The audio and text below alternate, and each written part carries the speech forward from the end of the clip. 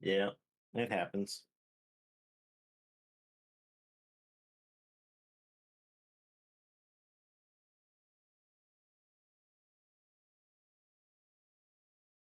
I believe it. Yeah, he might be the Blair Witch.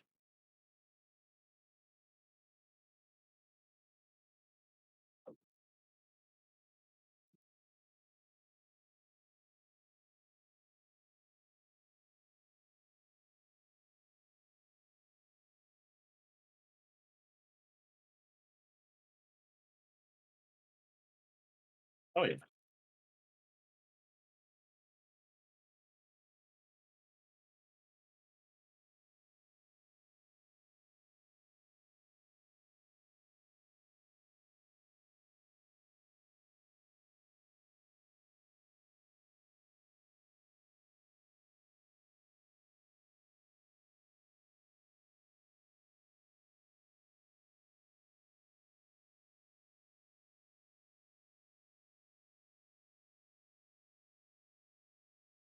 Yeah, he's branching out and taking his stuff.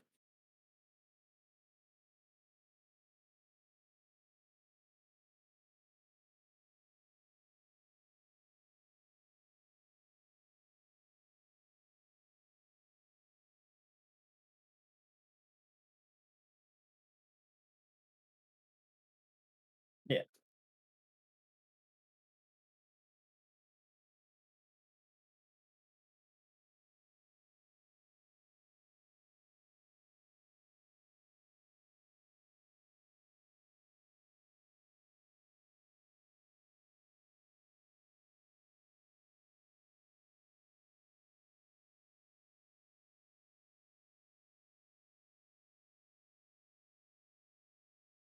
Hmm.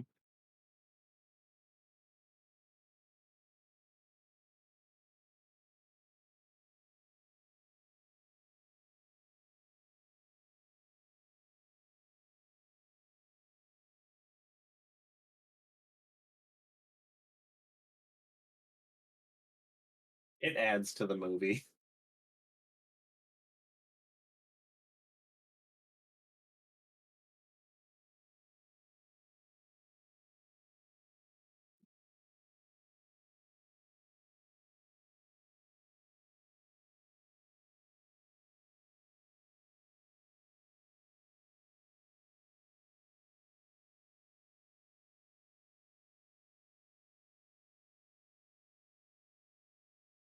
Actually, yeah, in a very similar manner. This movie. So here's some of the beautiful things about this movie, right?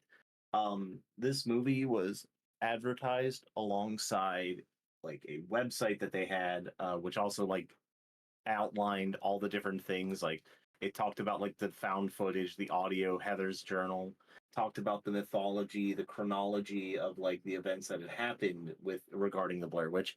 The one thing that the web page pretty much leaves out is saying that yeah, this is all a movie, guys. Yeah, real quick, I'm gonna actually show everybody what we're doing right here. Yeah, you're Stay, good. can you stop licking my microphone, you fucking weirdo? Thank you. So we have an aspect of discovered footage. Full photos. Okay, okay. I gotta move the cat. Sorry. Wednesday, fuck off, please. I love you. Literally licking my microphone clean. Can I forget how to fucking zoom. I'm not a 35 million year old man, so I never had to zoom. But for some reason, this shows up like I'm fucking. How do I zoom? Control plus probably just works.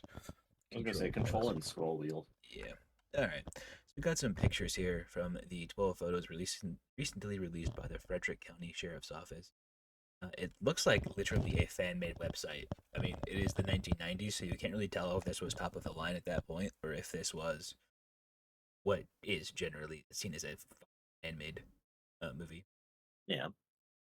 And HI8 tapes, the fact that this just seems so fucking old already. Like, it's not that long ago. It was the 90s. But, like, tapes just seem like a fucking ancient relic.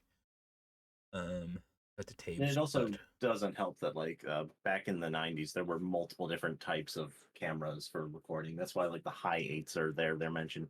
They used like three different types of cameras while they were recording the movie. that's obnoxious.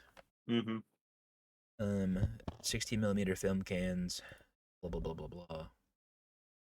There's a lot of mythology. I'm not gonna go through and read all this right now. We could deep dive, but like if you want to look yourself, I'm gonna gently just do a little scroll real quick. And I just fucking let you guys. And we will make sure to include a link to the website because it is currently no longer up. You have to use the Wayback Machine to find it. We will include a link to the website in the description of the video or in the Spotify link. Yeah, and if Wednesday can stop trying to lick my fucking microphone again, that'd be great. She is having a great time, I can tell. I don't Your know if microphone is vibrating. I don't know if somebody smeared fucking cans of tuna all over my microphone or some shit, but she is loving it. It does seem really interesting. There's a lot of information here, so we will link to it. But yeah, aftermath. This literally seems like crime scene photos. Like it is. Oh yeah, it is pretty realistic. It's very well done. That's why, like I said, it adds so much to the authenticity of the movie. There were a lot of things that they did so well to make this movie seem as believable as possible, and it worked. Got here. Where was it? Audio was what I was talking about. I was trying to download these before. I'm not able to open the files, but you can click on the tapes here, and it'll download an audio file. Not sure how to open it, but it is possible. Journal here, pictures of a journal here. It's kind of interesting. I mean, it's if you just want to fuck around and have fun, it seems realistic, and it kind of feeds into why the community thought that this was a real thing back in the day, and why it was so controversial, and why there's so much shit going. Yeah.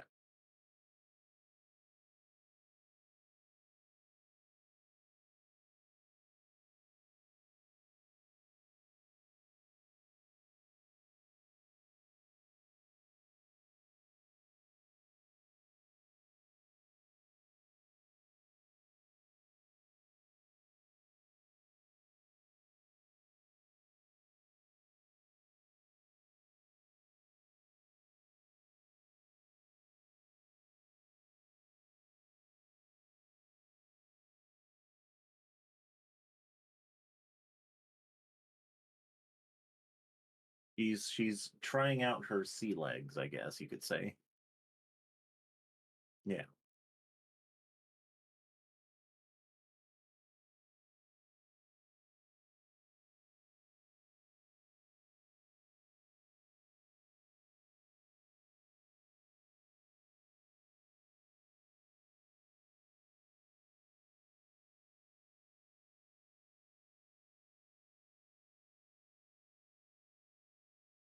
Hmm.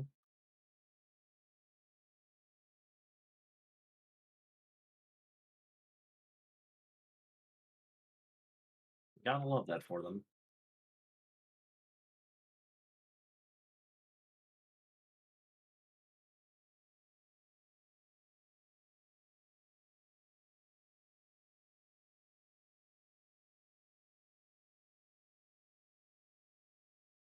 It's great.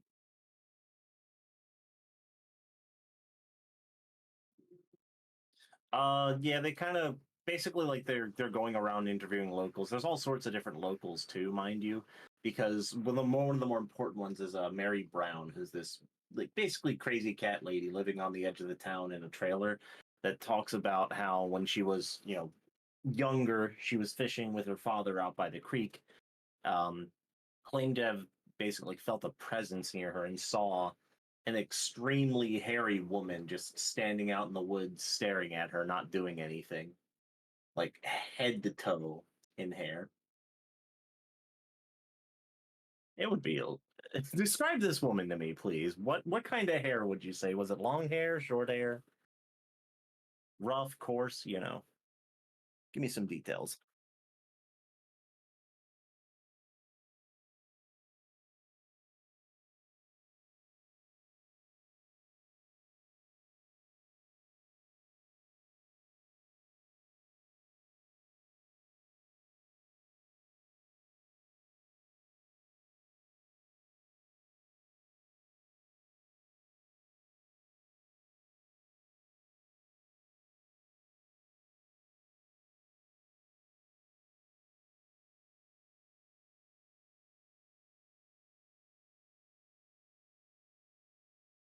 Yeah. The whole thing with Coffin Rock was that effectively they found five people there that had been ritualistically looked like they were sacrificed and arranged in the shape of a pentagram. Their heads had been cut off, their entrails had been pulled out of them, their hands were bound together. uh, it was some absolutely gruesome stuff. Yeah.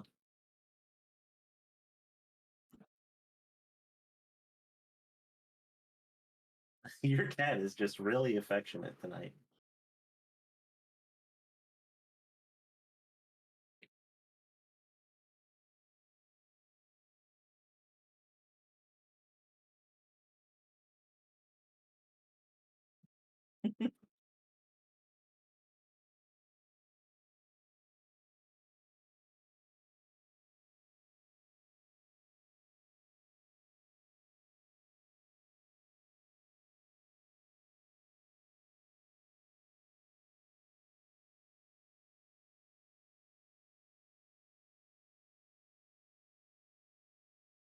Yeah.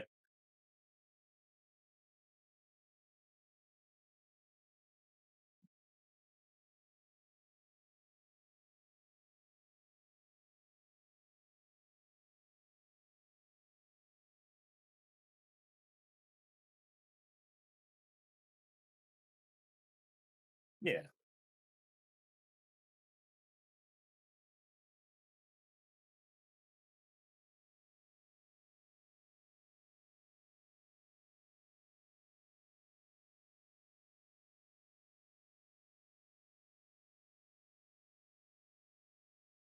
He shaves it in a particular pattern to be more hydrodynamically designed so that he can swim faster, like Michael Phelps. Yeah, you're welcome.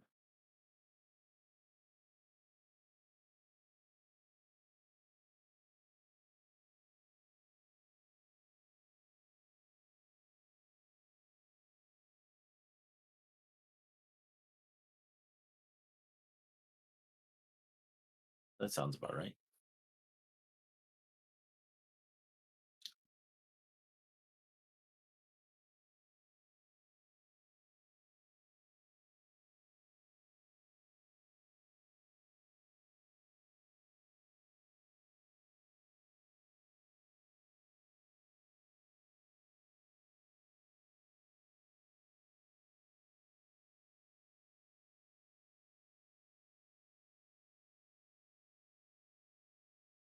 Yeah,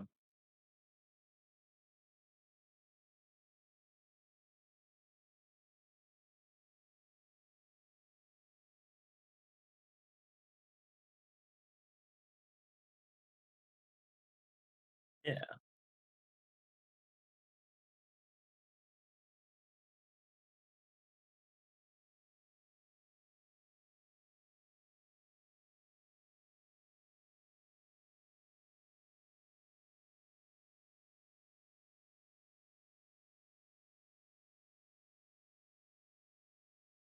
it's a slow burn movie.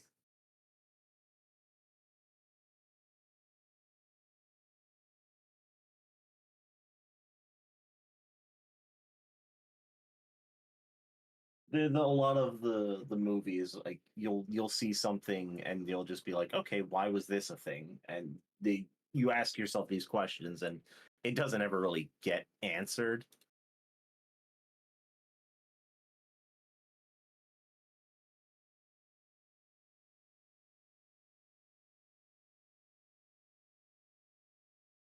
Yeah, kind of.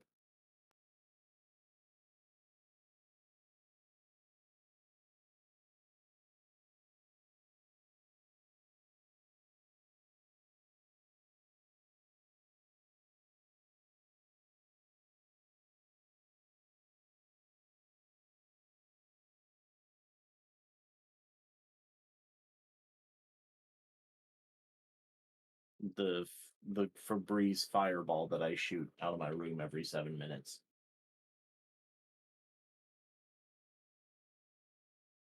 No, I just have a candle in front of my like Febreze air freshener that's like set on a timer. Yeah.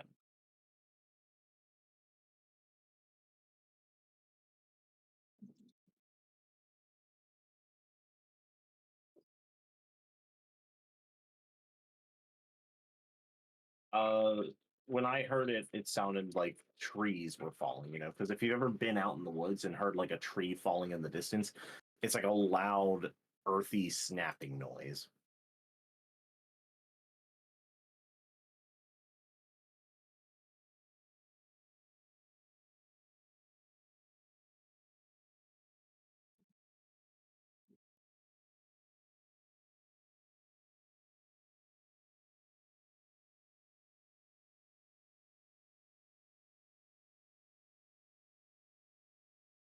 No, it's like three piles of rocks that is just surrounding their campsite.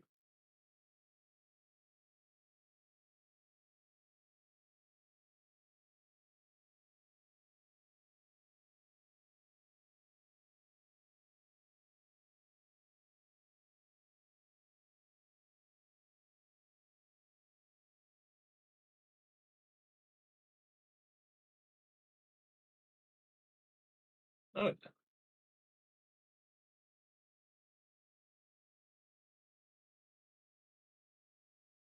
yeah, this great conversation.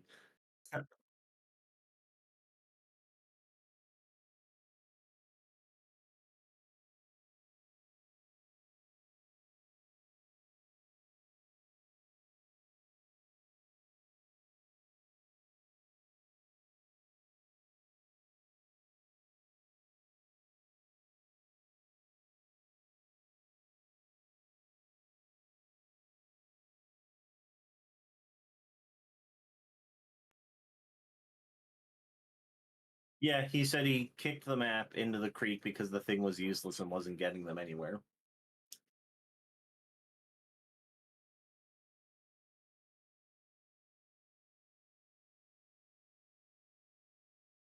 They wrote it wrong.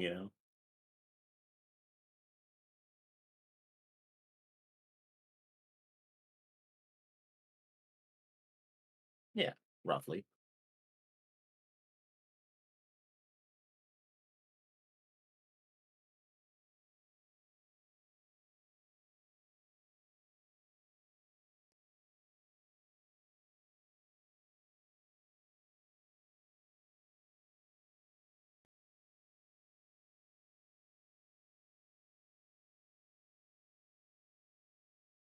It's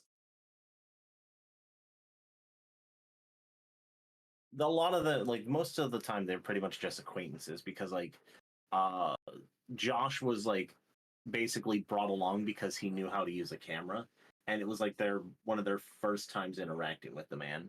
So they're not like all super like chummy. They're all just kind of like slowly falling apart as like things progress.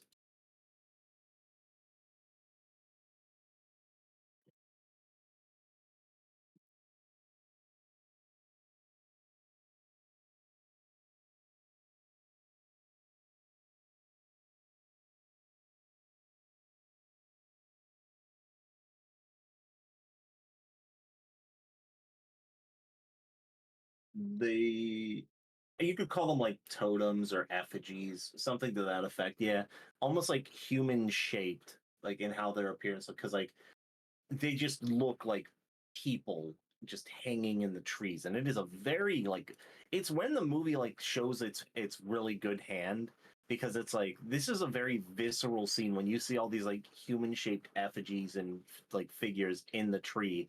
You really like your mind just kind of flips out as like this is not right. Like your mind screams at you. It's one of the best parts of the movie, in my opinion.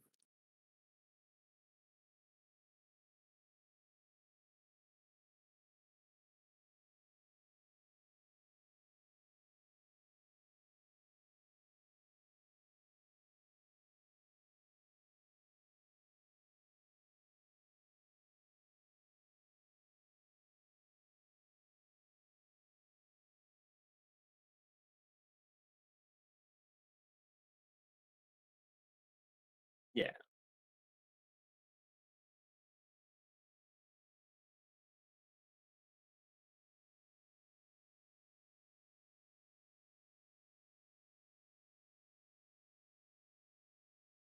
Yeah. Absolutely like forced kind of thing. But it also can be, you can also chalk that up to their dynamic basically being three almost complete strangers having to interact with each other.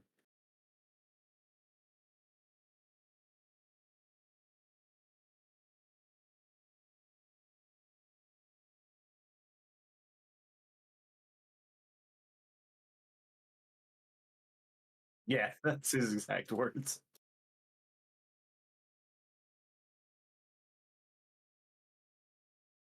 I I will take the stance that like you can say that rednecks aren't creative, but pretty much any redneck I have known will figure out the most convoluted way to always have like moonshine or like any sort of other like horrible thing that their body doesn't need, and they will make it themselves.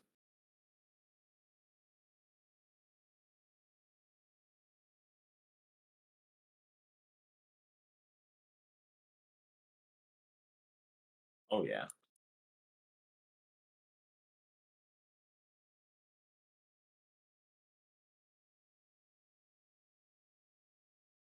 We can confirm they do operate.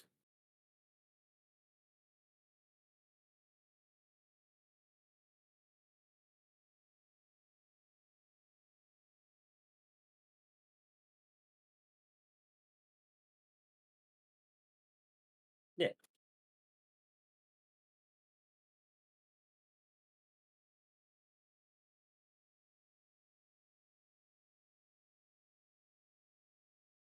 like scratching at the tent. They claim they heard like a baby screaming out there. You can hear like cackling and laughing noises just like in the depths of the woods. Like it's spooky.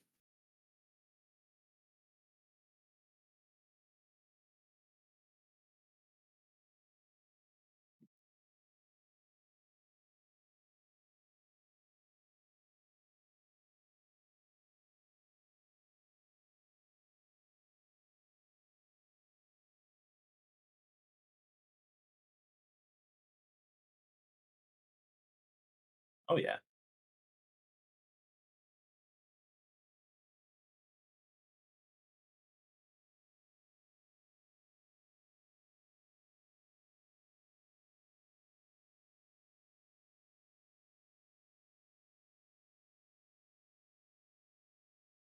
Well, they all decide to stay out there until the sun comes up, and then they hadn't heard noises in hours. They decide to go back to the campsite, see what kind of damage has been done to it. Yeah. So I'll be honest, I have not researched into what the possibilities of the blue jelly stuff was. I think Josh had kind of mentioned it later, like later on, that he believes that like maybe he was chosen because all the blue jelly's only on his stuff.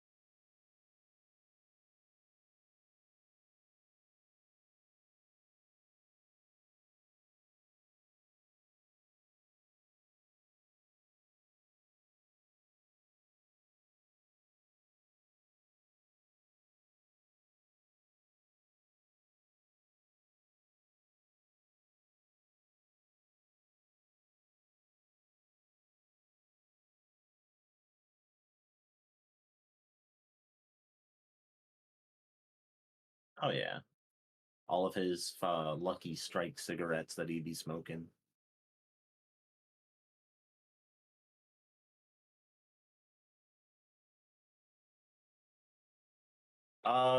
So after like their whole thing about like they're going around in circles in the woods and they start freaking out, they camp out for the night.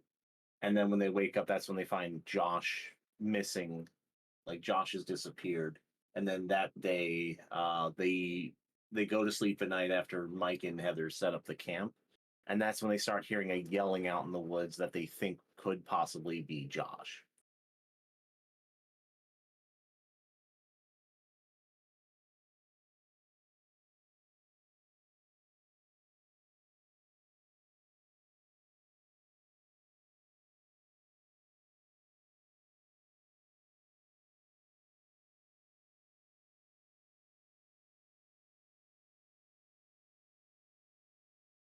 It was it was basically like a bundle of sticks tied up with twine, and it was also tied up using a piece of Josh's shirt.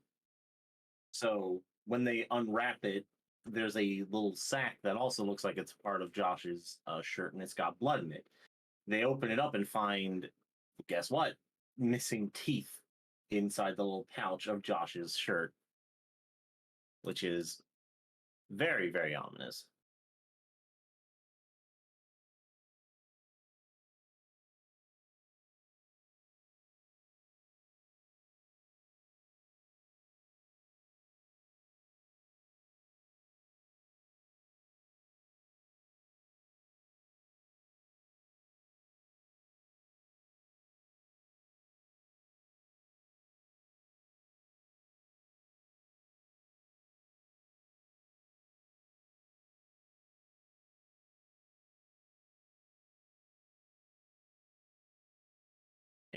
It's definitely like her one of her better scenes in the movie because it allows her to kind of just show that she has, she's realizing the gravity of the situation they're in now.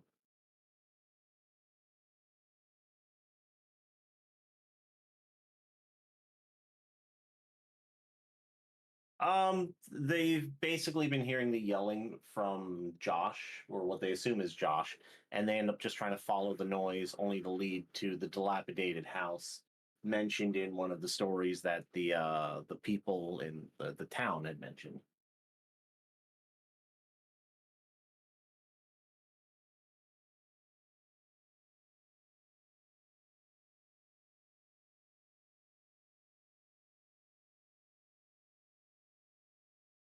I mean, yeah. Uh,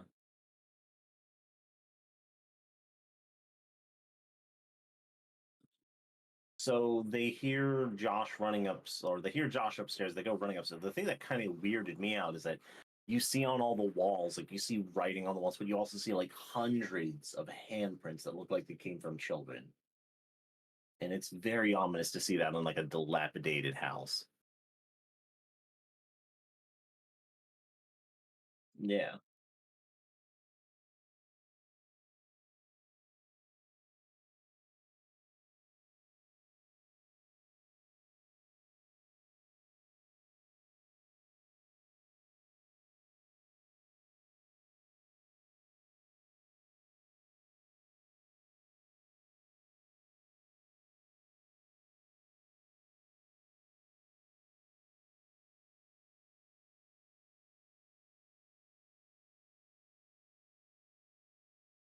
It's a little bit more than that too. So what they see, I'm gonna double check this because Mike runs down there first because he hears Josh downstairs, goes running downstairs himself.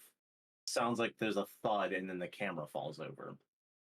Then Heather follows behind with her camera, pans it over to see whom I assume was Mike standing in the corner of the room. I'm gonna double check that. But it was Mike standing in the corner of the room, and then in a similar vein, there's a loud thunk, and then her camera falls over.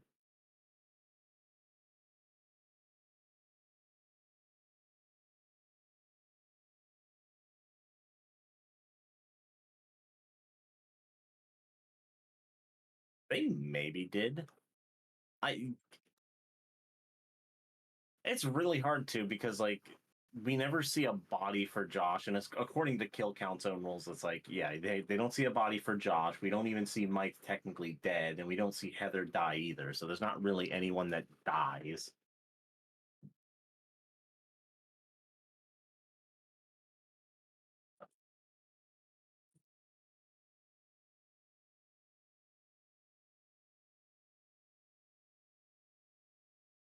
Yeah.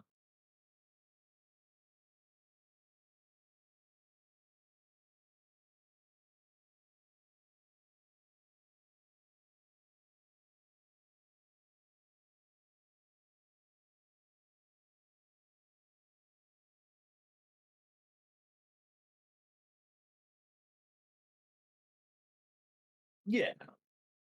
So this wasn't the first found footage movie, mind you. This was just the one that you could say, I guess, like pioneered it or was like the titan of it at the time. Because the other one that was the original one that had come out first before it was a British film. So not many people overseas had seen it. Um, I'm gonna look that up real quick. But uh additionally, I did have some interesting notes, right? Okay, first film to use found footage technique is generally considered to be Cannibal Holocaust, but I don't think that's quite accurate. I mean, because it's not really like found footage horror, I guess is what I mean. Found footage horror film. Let me look that up. We don't. I don't consider Cannibal Holocaust a horror movie. Exploitative documentary type thing. Um, I did have some other interesting things I wanted to talk about because obviously, for those that aren't aware, there are some sequels to the Blair Witch movie. Uh,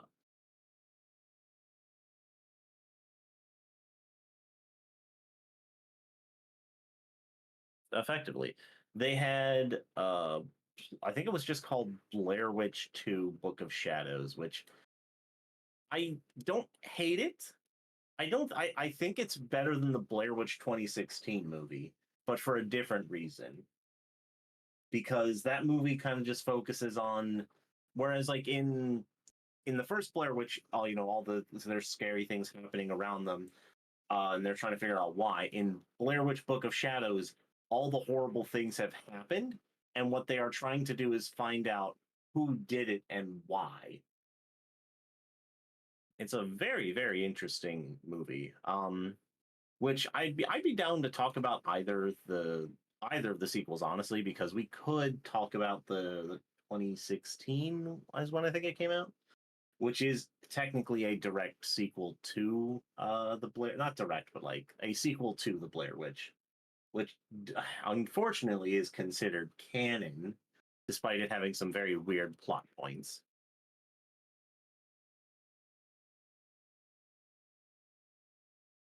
Additionally, I have some really interesting things for you, right? Because one of the things that people had always kind of wondered is like, what does the witch look like? Now, in 2001, there was this Todd McFarlane, like they had like a toy company make a Blair Witch toy, like a model. And I'm going to send you the picture real quick so you can take a look at that. Because you can still find these in circulation on occasion. Let's see what Junie is sharing with us. Here's what you. That does look fucking creepy. Doesn't look very It, hairy to me though. no, no. This was like, I want to say this was like an artist rendition of what they thought the Blair Witch would look like, but Yeah. it is still haunting. Like, this is actually a picture of it when it's like used posed and stuff with like proper lighting and stuff. What fuck with that? It is a very freaky thing to see. It does look like it'll sniff my toes like unconsensually as well, so that's always good for my mental state. Oh, that tongue will just slide right between all of your toes. Oh, them all at once. Now, here's my other fun thing, and I'm sorry if I'm going on like a bit of a tangent. I actually did a lot of research into the Blair Witch stuff because of like there was other forms of media that had come out regarding the Blair Witch, and there's some of the stuff that people don't even know existed. There were a series of games that came out in the year I want to say 2000 to like 2001 or 2002. And these were all three games that tied. They were all the Blair Witch games. Give me one second. Blair Witch 2000. Yeah, there was Blair Witch Volumes 1, 2, and 3, and each one of them effectively focused on a different story about about like the Blair Witch. So one was like Rust and Par. I think the sequel was like Coffin Rock. Uh, Let me see, Blair Witch Volume 2. The Legend of Coffin Rock, and then the third one was the Ellie Kedward Tale. All of them have some very trippy stuff. Like they're games that you can actually still, I think you can still get the downloads for them because they're technically abandonware, and you can get like some computer techno wizardry to get these games to work. They're actually really cool pieces of media. Um,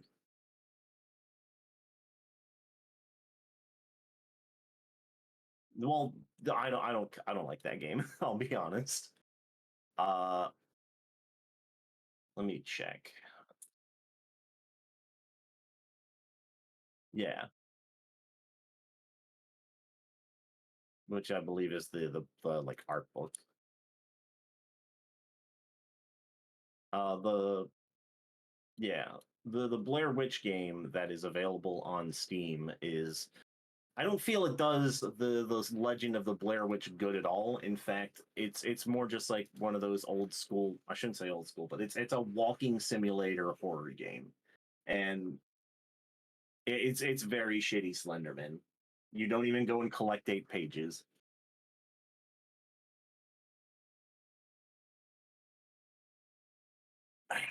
I'm also going to tell you something fun. Canonically, because of the Blair Witch games that came out in the year 2000, do you want to know what franchise the Blair Witch exists in? You ever played a game called Blood Rain? That is a old game where you played as like a. They had a movie for it too, but it was like a vampire lady with red hair. I mean, to each their own. I'm not gonna say it's my preference, but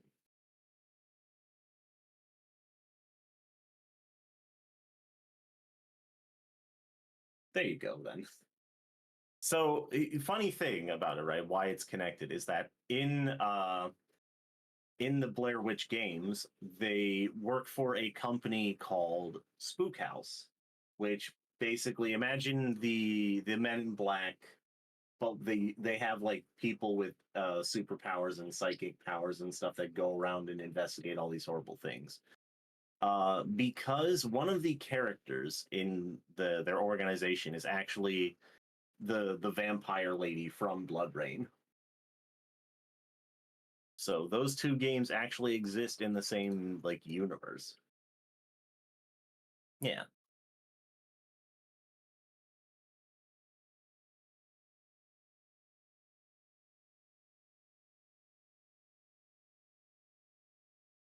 On what page? Oh, for Blood Rain. Yeah, because basically the main character is like an immortal vampire. She's been around for hundreds of years. So, as is tradition with games of the time, one of the main enemies you do fight is like Nazis and stuff. Yeah. Very interesting games.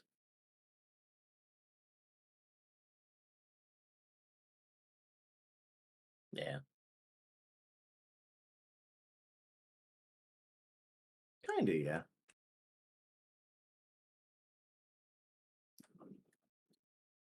It's a product of its time. Very interesting though.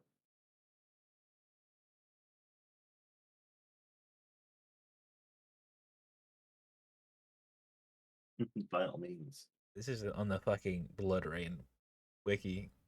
It looks like someone took a vagina and then they put a stick of dynamite inside of it, and then whenever it exploded, they just yeah okay. They just rolled with it, said this is fine. Yeah.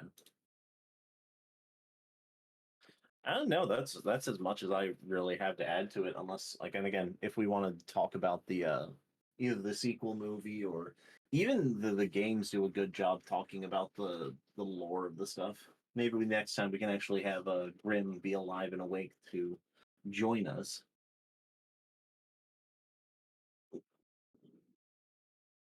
Yeah.